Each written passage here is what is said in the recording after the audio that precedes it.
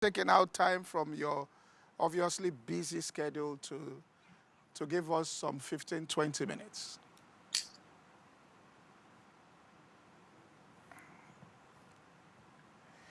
All right, we'll go to the first question. I can't hear you.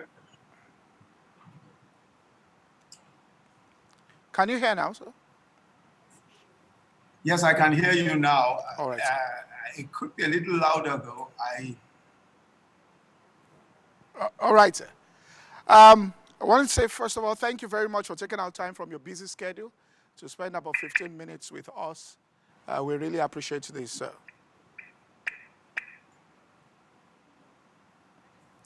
All right, so we'll go to the first question. I don't think he can hear me.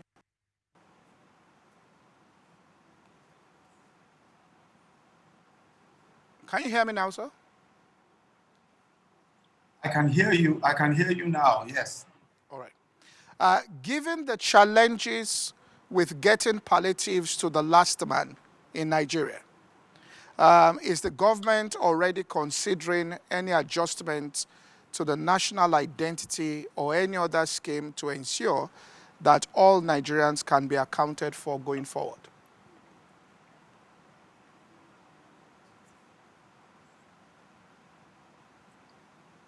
Okay. Yes.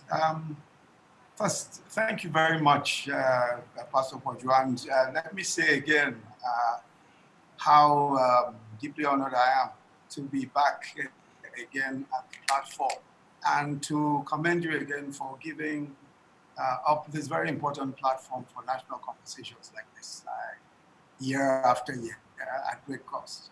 Thank you very much. To the question, I think that something that's, of course, one of the great silver linings in this, the pandemic cloud, is really the fact that we must do something about data and we must ramp up what we're doing already. But we are a little further up than maybe imagined.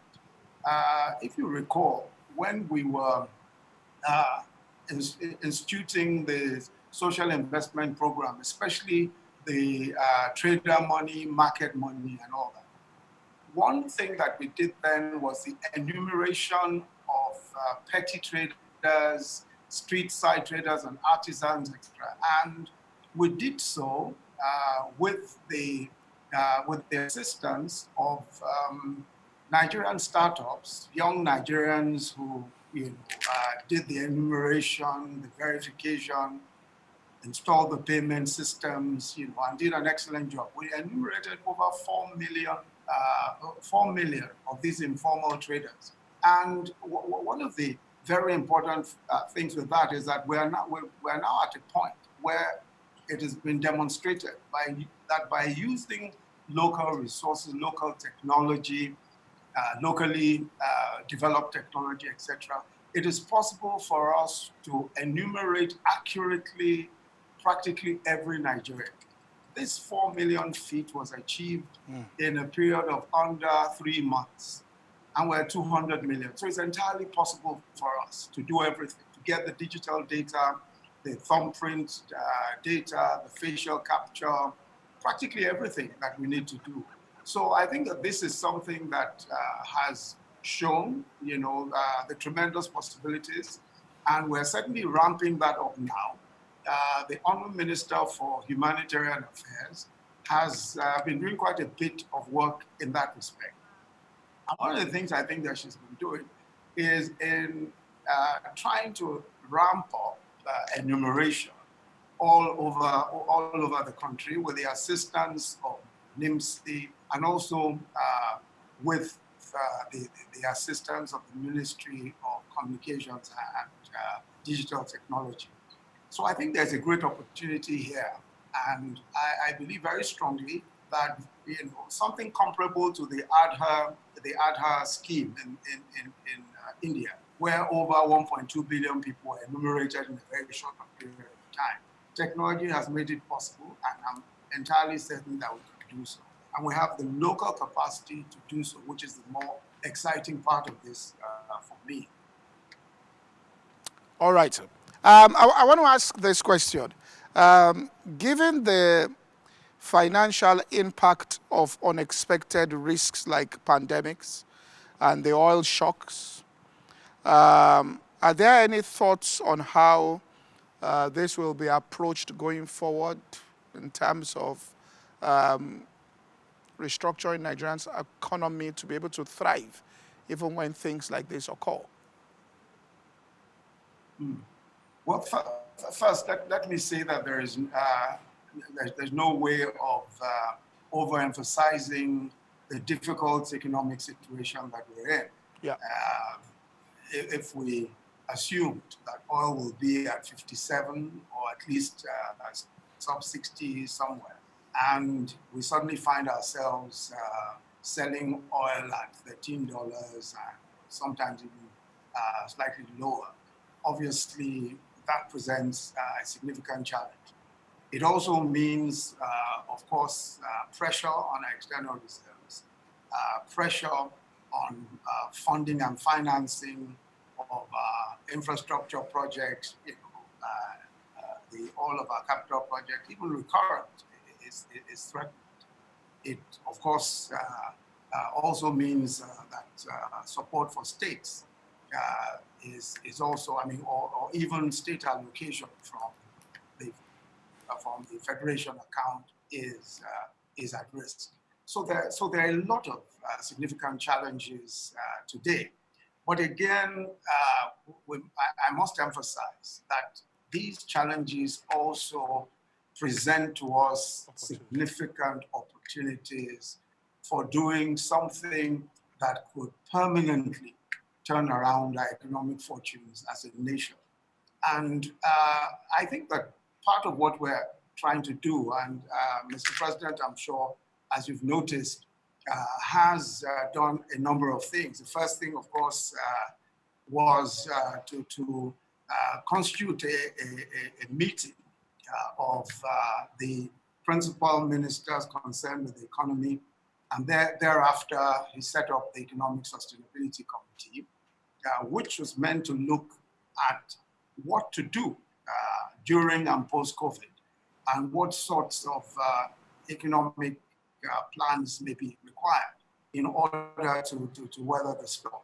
And I think that some of what has transpired and some of what we're seeing is that we need to do two crucial things, just speaking broadly. One is focusing on the use of our local resources, The second is in the creation of jobs, of decent jobs that would make a difference in the lives of people. Now, let's just talk about focusing on local resources as part of the thinking through the planning for this period. Look at road building, for example. We usually have to import bitumen. Now, we may not have that. We may not have that space to import, but we are a major limestone resource country. We are net exporters of cement. We've seen that concrete roads can be built. So rather than use bitumen or import bitumen, we can focus on the use of limestone. And these are some of the studies that the Honourable Minister of Works is doing at the moment, and his team and the Ministry of Works. So we think that by the use of local resources, we even see a concrete road being built already. The road that Dangote is building from Apapa all the way to the toll gate in Lagos, that's a concrete road. We think that we can actually build cheaper roads using concrete. And that's just one example. The other in using local resources is in our focus on mass housing. Now, today, we have a major housing deficit. But a lot of what we use even in building is important. But we know that we can build using local resources. So one of the plans that that is being thought through at the moment and that is being put together for the president's subsequent approval is a mass housing scheme where you have the states giving land up for purposes of building low-cost housing. So, for example, let us say that a state like Kano State gives 10,000 hectares of land for housing. So what we do is that we ask that the artisans in Kano, the local artisans in Kano who make windows, who make doors,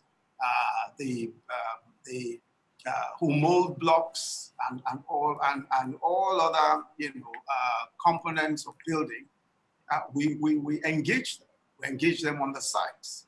In some cases, they will actually be on site using local materials to produce the components, including doors and windows and other components such as that. So we're able to provide jobs for the large artisan communities in those states. We're also able to provide opportunities for builders, architects, civil engineers, and all of that. We already have the capacity to, even just using our online resources alone, we're able to engage 500,000 young men and women into our Empower scheme. So we can use the same platforms and expand those platforms to ask for young Nigerians who set up little companies, little construction companies, small construction companies, composed of engineers, of architects, and all of that, who can now bid for those houses, who can now bid to build the houses. So in Kano State, for example, we may have 100 small companies bidding to build those houses. Of course, we're going to have to look at quality control issues and all of that. But one thing that will provide is several hundred thousands of jobs. We now look at how the government can become the purchaser of last resort in that kind of arrangement. In other words, how will those houses be off-taken? Who will the off-takers be? One of the major problems with mass housing, of course, is the fact that you have a situation where mortgages, you are not able to write mortgages in order to ensure that the pipeline remains uninterrupted. In other words, from building to purchase. But we have thought through the possibility of government being, as I said, the purchaser of last resort. In other words, government actually takes the role of buying up some of those houses through the mortgage banks and all of that. And then we write mortgages from there. So you can have the police taking up several thousand houses. You can have cooperative groups of civil servants, of private sector individuals taking several thousands of those houses. So that's an example of using local resources, using local industry, creating jobs and creating opportunities. Another, of course, is in agriculture and the value chain, the entire agriculture value chain. That, again, is a significant opportunity. We have seen that not only do we reduce our dependence on imported food, and that means dependence on foreign exchange for purchase of food when we ramp up local agriculture. It also means that we're able to provide local jobs rather than exporting those jobs to the countries that are supplying rice and supplying all of the basic eating items, food items that we have. So we believe that agriculture, again, using a mass agriculture scheme, which is being designed in consultation with the Ministry of Agriculture, the CBN, NISAL, and several of the important government agencies and the private sector.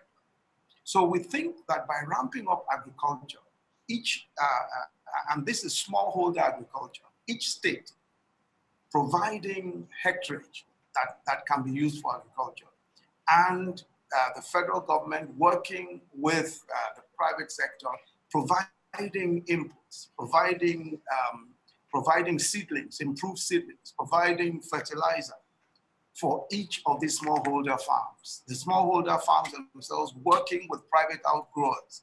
Many of these private outgrowers have shown tremendous success with their farms. There are farms like Bopangona that have shown tremendous success with outgrower schemes. We have Olam, we have several others, that have shown tremendous success just using these outgrower schemes. So what we intend to do is to leverage on those successes, create even around those private sector successes more hectare with the collaboration of the states and the private sector. So we can bring in hundreds of thousands of more individuals into farming. We must also, of course, improve the value chain. One of the critical problems we have is with processing. So, for example, we find that storage is a problem, but these are problems that we're also thinking through to resolve. Processing is another area where we require a lot of investments, and we can do a lot of private, small investments and large investments in processing as well. So I think we have found ourselves in a situation where we realize that the way to go is to ensure that we leverage on agriculture, provide the jobs in agriculture, reduce our food imports, and already our food imports, as you know, have dramatically dropped. We were, at some point, we were spending something in the order of about $16 billion as of 2016, 2017. As of 2018, that had dropped to about 10.9 or so billion US dollars, and it's dropped even further in the past 1.5 years, and it is bound to drop in the next couple of years. So local food production, building up the value chain, developing rural roads for transportation using stone this time, and again, this is another use of local resources to develop our rural roads. We really think that we can achieve significant improvement in our facilities, in our ability to cope also with the pandemic. But I think also a point that I should also make is the development of the MSME sector. Now, there are so many initiatives around that as well, and we believe that very many young Nigerian businesses can benefit in this time from some of what the federal government is looking at doing in collaboration with the states and the private sector, especially with respect to funding, to providing easier to access funds for MSMEs, and through this period also in looking at payroll support for MSMEs, and also trying to see how we can create fresh opportunities for MSMEs and especially even small industries. So there's quite a bit that can be done in this season. There's quite a bit that can be done at this time. And I think that this opportunity is one that we mustn't pass on. We must ensure that we do as much as we can to change the narrative on the Nigerian economy, provide more jobs, provide more opportunities for our people. And I'm sure that this is something that we can do with the support of all of the different sectors, private sector and government. All right, last question. And one of the reasons why we held this platform, even though it was in the midst of, very difficult situations, was because two things. We wanted to bring government closer to the people and let leaders have direct conversation with the people to reassure them of things that were happening, and also to make people understand that there is light at the end of this tunnel. So there's something that I think is disturbing the hearts of a lot of Nigerians in business, and it's the fact that the Naira is taking a beating in the parallel market due to the oil price fall, combined with the economic impact of COVID. Does the government have any plan to help slow down the anticipated inflation that may come?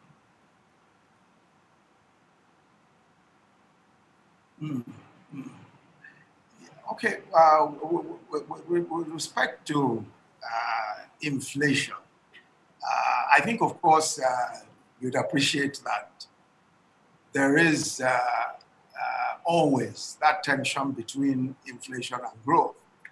And in thinking through economic policy at this time, we must also admit that if we're going to spur growth, especially by increased spending, domestic expenditure, we must make room for some inflation.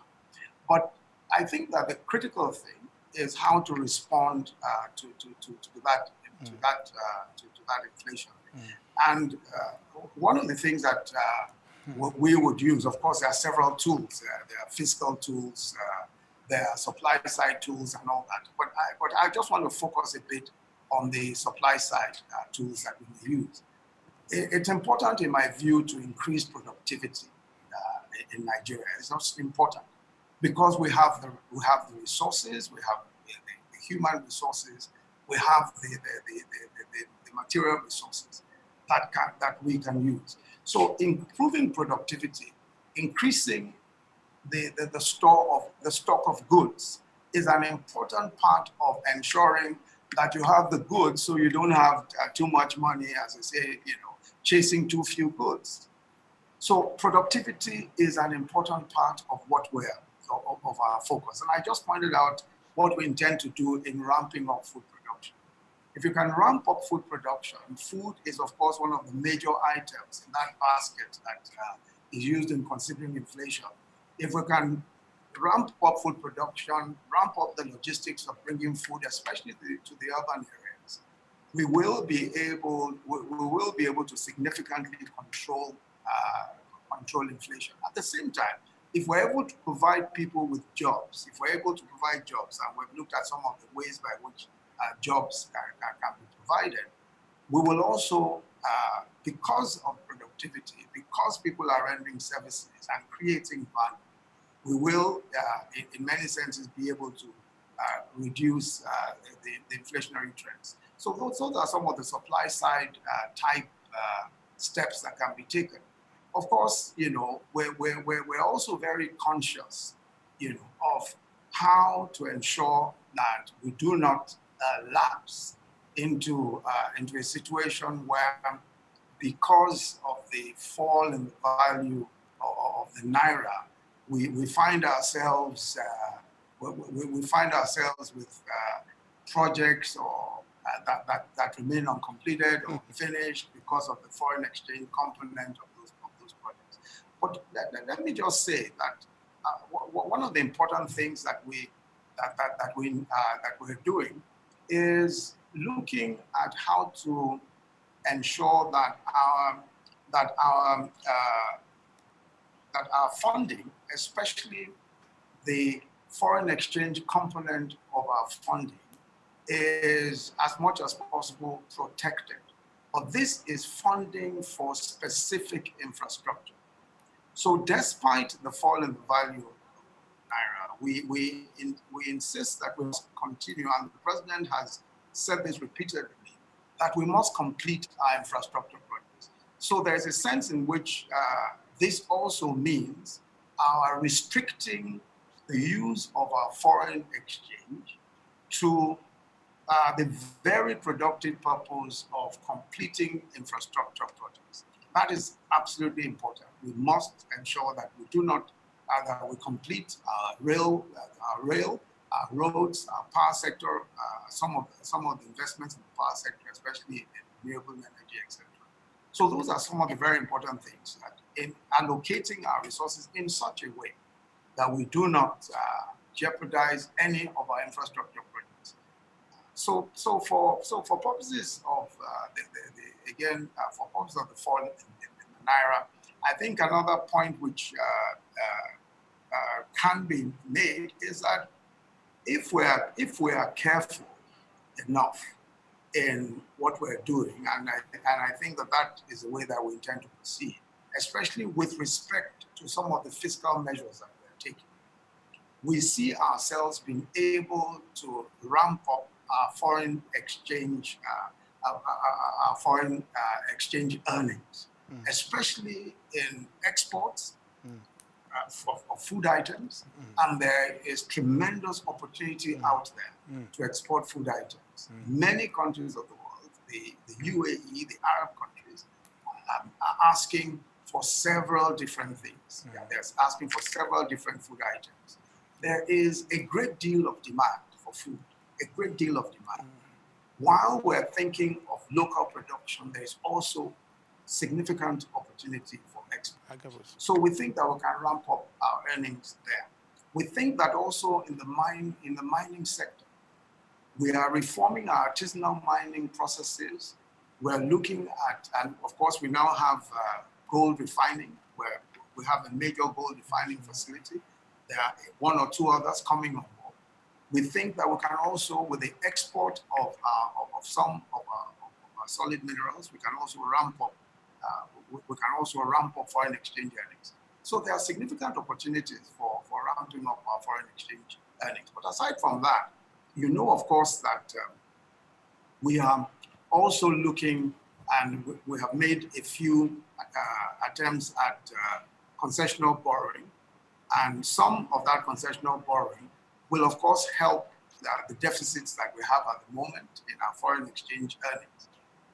You've heard, of course, of the IMF concessional borrowing, and there's also a World Bank concessional borrowing, AFDB, a few cheap loans that we're looking at taking.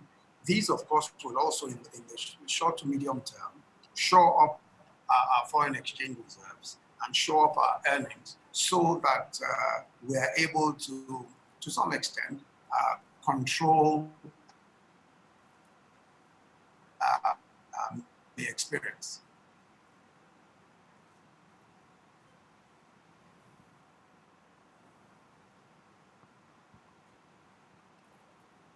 All right, sir. I want to say thank you very much once again for lending us some of your time to hold this discussion with us on the platform, and to let you know that we also acknowledge the work that the government is doing in this pushback against the pandemic. Thank you very much. Thanks. Thank you very much. It's always a special privilege and honor and a pleasure to be on the platform. And thank you so much for the great work that you're doing. And also to say that in this pandemic, we're all in it together, and we must all just cooperate with each other, cooperate with the government, try and see how we can, adopting a whole of society approach, get involved in taking responsibility for ourselves, for our neighbors, and for our nation. I think that we'll get through this much stronger. We'll get through this much stronger economically, much stronger as a people. And I'm very confident that Nigerians will, with our resilience, our strength, and our innovation, that we'll go through this in great shape by God's grace. Thank you very much. All right, sir. Thank you so much. Well, we've come to the end of this, and I will just be handing you over right now to the studio before we come in back for the close. Thank you. Studios, and we just listened to His Excellency, the Vice President of the Federal Republic of Nigeria, Professor Yemi Osinbajo, and the platform is gradually coming to an end. But it's important that we talk about what has facilitated the platform itself to happen today, and what has really been the fabric of society that has helped the world to really overcome or be overcoming this COVID situation, which is technology. And we have with us here in the platform studios Mr. Chika Nwobi, technology entrepreneur, technology enthusiast, technology man. Technology guy. And Tola is joining me back on the panel. So over to you, Tola.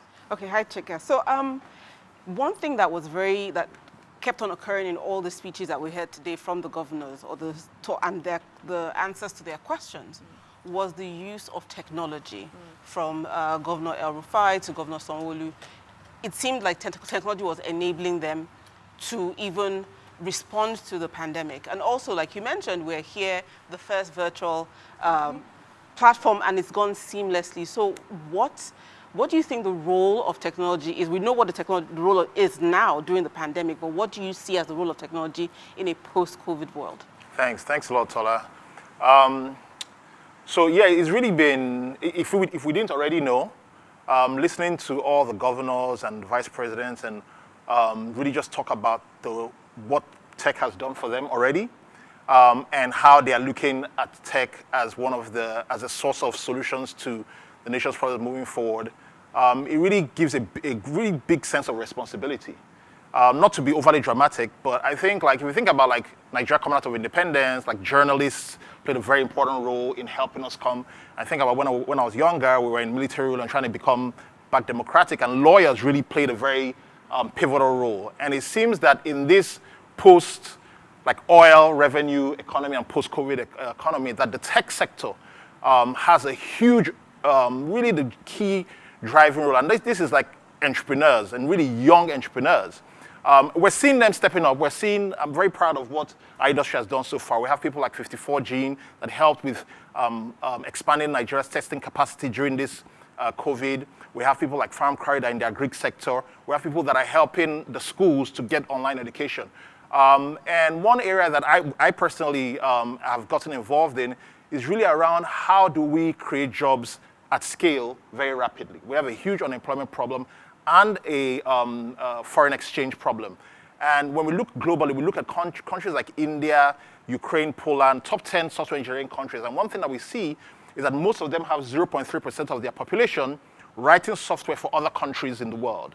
So India has 0.3% of its population. That's 3.9 million people. And they generate $120 billion a year of export of dollars into India by being in India writing software. Ukraine 0.3%, about 100,000 people, Poland and so on. If Nigeria had that would be about 700,000, between 600,000 and 700,000 people. And this is what I call the Decagon mission, the mission that over a decade, Nigeria should get to where it has 0.3% of its population writing software for the world, for Nigeria, solving Nigerian problems, but also for the world. That would generate $20 billion based on the amount of money that comes per person. That would effectively replace our oil revenue. But it would do it in a different way. It would do it instead of going through the infrastructure of large oil companies with a lot of equipment. It would be going straight to young people who can then spend on their younger brothers, on their parents, on healthcare, on leisure, and therefore create a tremendous amount of jobs for this nation. And so this is what I and people who I work with have dedicated the next decade to do. But also in doing that, to also provide the brilliant people that can then build software for governments, that can then build software for the healthcare industry, that can then build software for education. And I think, quite frankly, even though this period of COVID has really made us ask a lot of questions about Nigeria, and the situation we find ourselves in, I really I'm coming out of this period with a great sense of optimism, because I've already seen what my peers have done, not just in Nigeria, Nigerians, not just in Nigeria, but all over the world, what they've done in tech and what they've done with tech. And I'm very confident that they are going to step up. So I think this next decade is going to be very interesting. Fantastic. So what are your final words? We've said a lot today. Besides the fact that you've had an amazing 5 weeks at home. You don't have to tell me, I see it. But going out of this, and people are watching with all sorts of emotions and feelings, and even if we believe the 4th of May is coming, where there is at least an easing of the lockdown is to begin, what do you think, how should people prepare themselves going forward? I think the most preparation that they have to do is mental, right? Because yes, so there's a physical threat, but I think, again, it is how our minds process things that determines the outcome. So for example, we've been at home 4, 5, 6, 7 weeks, and usually that could come with some sort of, low, the mind is not really working as it should. But then if we tell ourselves that this is an opportunity, it's almost like a stop and restart, right? And it's like we now see the humanity in each other. When everything else fails, it's only humanity that's left. It's only us that's left. When all the artificial things have been taken away from us, it's humanity that's left. So going forward is like, let's restart with humanity as priority, not chasing money. Chasing money is good. But, with having our next, the people next to us, loving our neighbors as ourselves, and then that way rebuilding Nigeria, rebuilding the world, rebuilding our society, with humanity in mind. I love that. I love that. Chika, what's your stop and reset? I think very much it's the idea that when I see what many of the very successful entrepreneurs in Nigeria were able to do, like the amount of money they were able to put in to help us through this period, I think it's very much a sense of a challenge. Saying, really, if you set your mind as an individual, I as an entrepreneur and as an individual and as somebody in the tech industry, that if you really set your mind on a grand, important, impactful goal, and you can find other people that you can collaborate with, that it's doable. And this is the way other societies and other nations advanced into prosperity. And so ours will not be different. If anything, ours will be accelerated because we have the privilege of access to information everywhere in the world. So my stop and reset is the opportunity and the challenge are in front of us, and we just need to embrace it. When we say embrace, I like, there's been that conversation of the opportunities there, embrace it. And some people are saying, what if I'm not enabled to embrace it? Then what do I do? So this is a unique time in human history where it is learning is far more accessible than it has ever been. And the interesting thing is that in a country like Nigeria, there's a lot of unemployment, but one of the number one problem that employers will tell you that they have is highly skilled people that can help them implement their visions. So for those who don't have the skills, I would encourage you to find the content on the internet for the thing that you want to learn. You have to do the research and understand what people need. So you go on the job websites and find out what people are hiring for. Go online and there's a lot of free courses and learn. And then find places that you can practice, you can apprentice, you can be mentored. Within 6 months, I'm seeing people go from unemployable to having jobs earning $1,000 a month. So this has been my experience. So it's a time, 15 years ago, 20 years ago, if you did not study computer science, or if you did not study AI, or not study digital marketing, you're done. Now, it doesn't matter what you study, it doesn't matter how much time you've wasted in your life. If you set your mind to it, you have to seek out the knowledge and the learning, apply yourself, find a friend, a mentor, you just beg somebody to allow you to practice. And through that practice, you will stand out. Fantastic. Thank you both so much for being at the platform today. I think one thing, and I really like what Ola said, mindset. Mindset is key. And mental health was something we didn't really touch on today, but mental health, I remember speaking to someone just this morning, and even from the sound of her voice, I could tell, what's wrong with you? And she said, maybe if I was just able to go out, I'll be better. Just that being stuck at home, isolation does things to the mind. And we just need to also help one another to help one another, to help one another. That's really what it is. And I just want to thank you all for watching the platform today. We've come to the end, but we are going to have final words from Pastor Ojoyemade. Many things have been said today.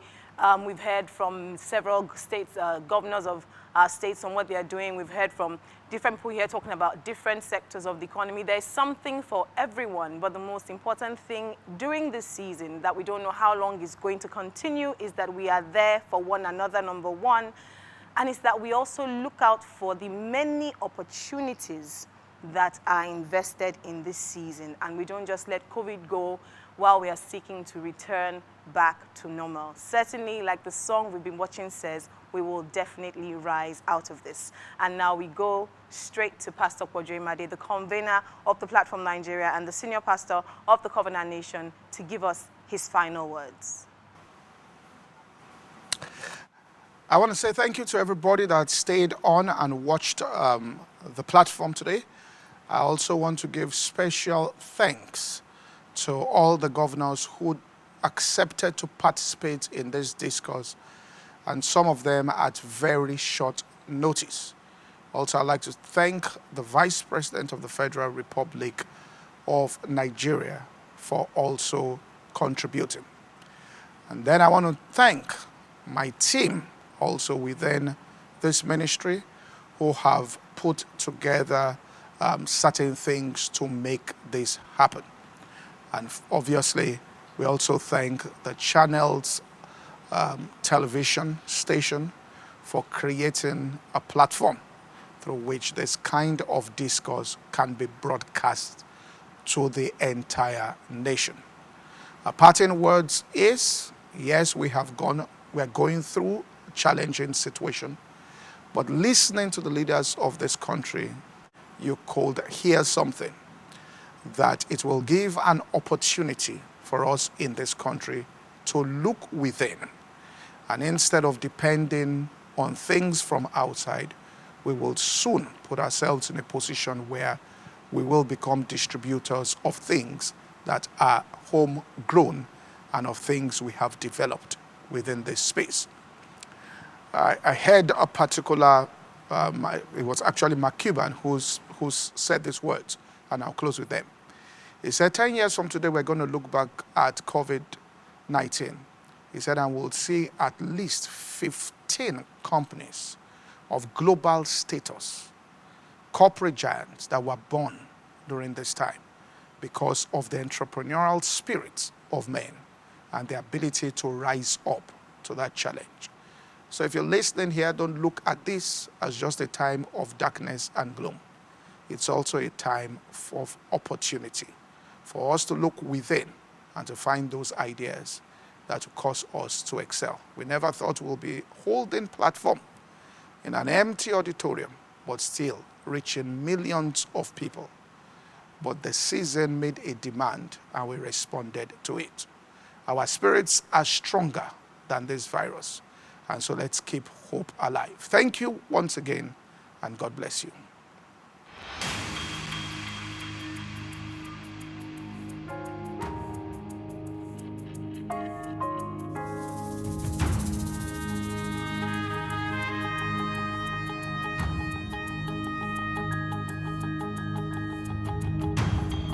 We will get through this. We will get through the night. We will not faint.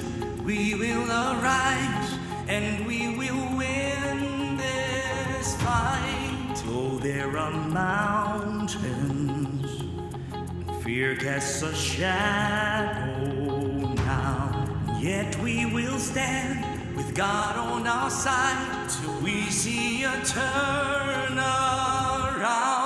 Rise from defeat, rise from despair, rise, oh Nigeria, this is your finest hour.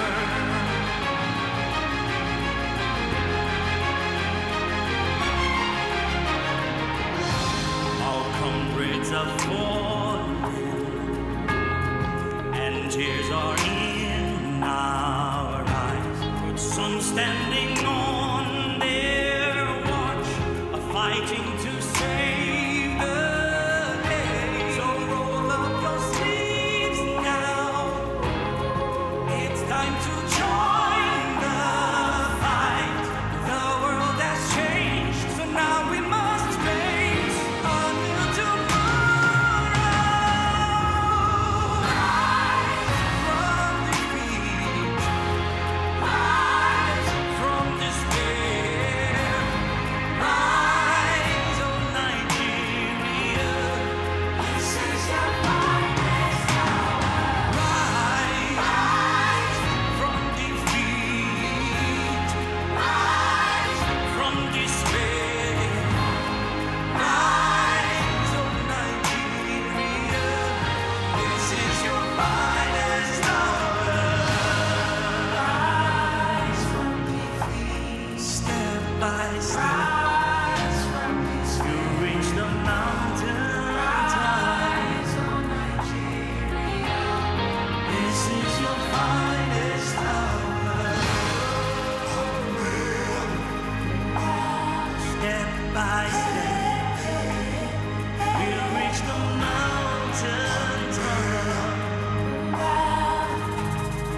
This is your finest hour.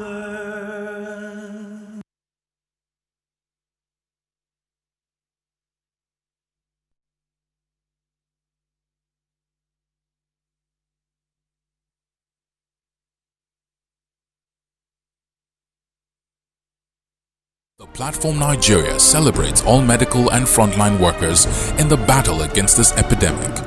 Some have given their lives to keep us safe. Nigeria and the world will forever be grateful to you all.